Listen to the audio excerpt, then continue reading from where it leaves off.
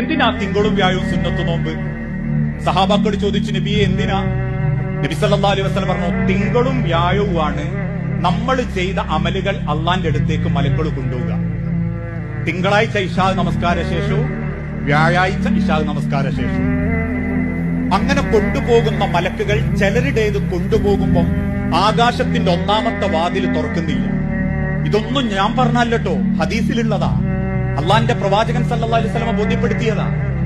ഒന്നാമത്തെ വാതിലിന്റെ അരികിൽ നിന്ന് ആ മലക്കുകൾ റബ്ബിനോട് പറയും, പടച്ചോനെ, പെണ്ണാന്ന് കരുതുക, അൻസാറാണ്, നല്ലോണം നിസ്കരിച്ചിട്ടുണ്ട്, നോമ്പ് വെച്ചിട്ടുണ്ട്, സുന്നത്തോമ്പ് എടുത്തിട്ടുണ്ട്, ഖുർആൻ ഓതിയിട്ടുണ്ട്, എന്നിട്ടും ഇയാളുടെ അമലിന് വേണ്ടിയിട്ട് എന്താ റബ്ബേ നീ അള്ളാന്റെ കവാടം തുറക്കാത്ത റബ്ബേ? എന്തുകൊണ്ടാ പടച്ചോനെ ഇവന്റെ അമൽ എനിക്ക് വേണ്ടാത്ത? അള്ള ഏയാൻ ആകാശത്തുനിന്ന് കൽപ്പന കൊടുക്കും, കതിപ്ത കള്ളനാണവൻ. അത്ഭുതത്തോടെ മലക്കൾ ചോദിച്ചു,